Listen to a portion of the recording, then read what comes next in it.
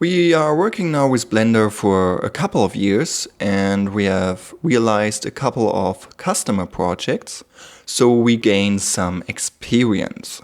So we realized that you can split up a project into 5 different phases.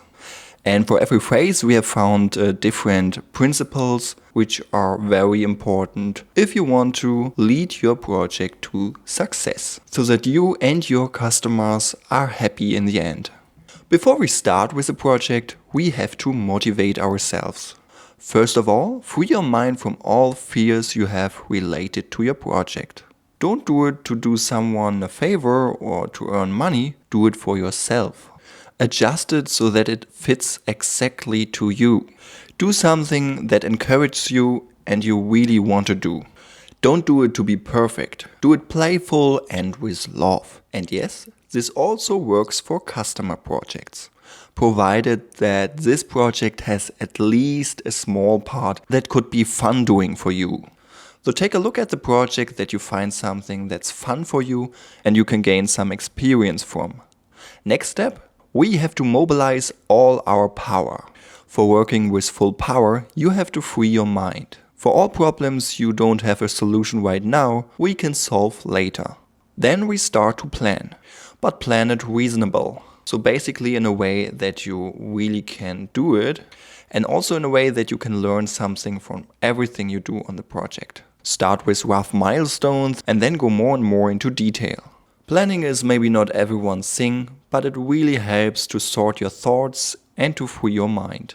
That leads to a point that you have more power realizing your project and don't get distracted from your thoughts. Now it's time for researching and testing. Certainly your project should be as awesome as possible, but your resources are limited, you're not a 100-man strong team, and also you don't want to work forever on your project. So we need to find good workflows. That means how to get the best quality in the shortest amount of time. And here's the point that you have to find simple workflows. It's not a big deal to do it in a complicated way. So the challenge is to find the easiest workflow. So if you start working on different things, you maybe can Google for tutorials, maybe someone already find a very good workflow, so you don't have to find it on your own. That's great. Use such resources.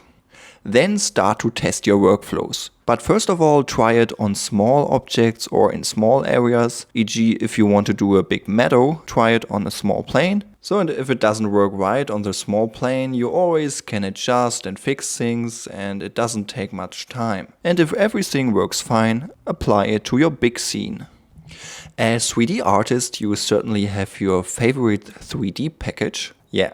Certainly it's Blender, but anyway, you should keep your eyes open for other tools that maybe can handle some tasks easier or faster than Blender. That helps to broaden one's horizons and to reach your goal even faster. In this workshop we show you some of our efficient workflows and also some tools apart from Blender. Alright, if we now know all of our tools and workflows, we start to realize the first version of our 3D scene. Basically here it helps really to start with a rough scene and then step by step go more and more into details, but don't get lost in the details. Also try to create everything flexible, so that you always can adjust or fix things later. As final step, we have to equilibrate our scene. That means if you are finished with your first version of your project, don't close your project. Instead, show it to someone that could give you constructive criticism. A view from outside is really helpful.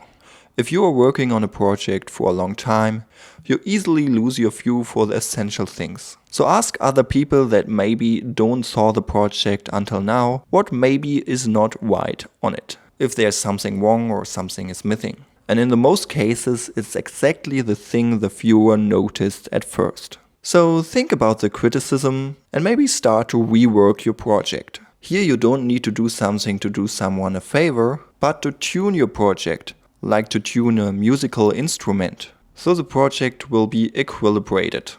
After some years, when you have realized a couple of projects, you will automatically get a better feeling about how to create such a project and so you need less and less constructive criticism. These 5 phases we present to you, that were motivation, to mobilize one's power, research and testing, realize the first version, and equilibrate the project. You can use for the whole project, but you will also realize that you can apply these 5 phases onto smaller sub-steps of your project. And this is very valuable.